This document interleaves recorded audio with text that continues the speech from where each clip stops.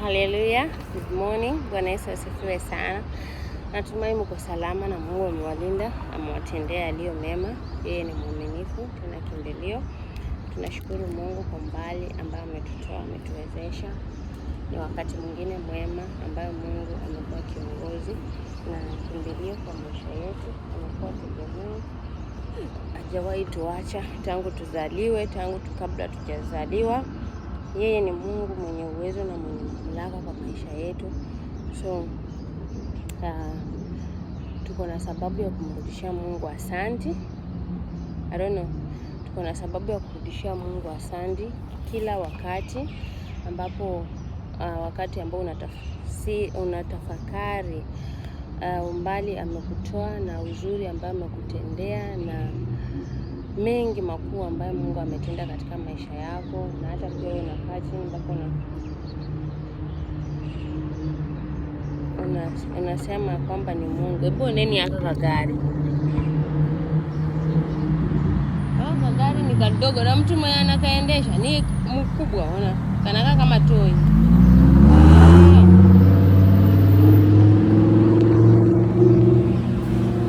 Gari ni kama wanafanya road test.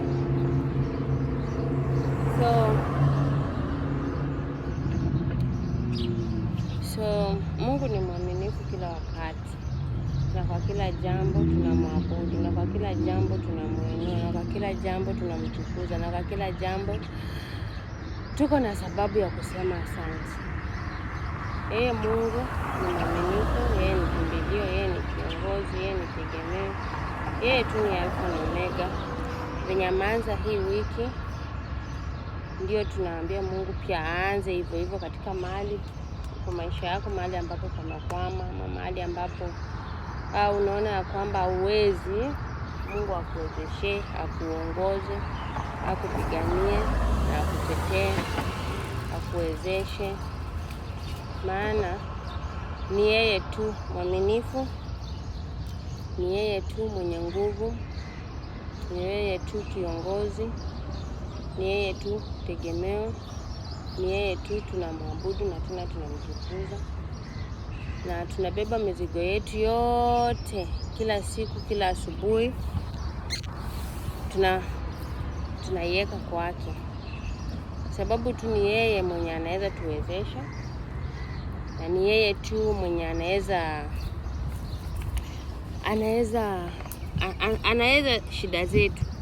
Hakuna yeyote ambaye anaweza shida yetu, mwanadamu hakuna, hata mganga hakuna, wazazi wetu, hata president hawawezi shida zetu, sababu sisi ni wanadamu na tuko na mambo mingi. Na pia hao wanadamu pia, president ni mwanadamu, wachungaji ni wanadamu, wazazi wetu ni wanadamu, watoto wetu pia ni wanadamu, bosi wetu ni wanadamu, na wao pia wako na mambo zao za kufanya.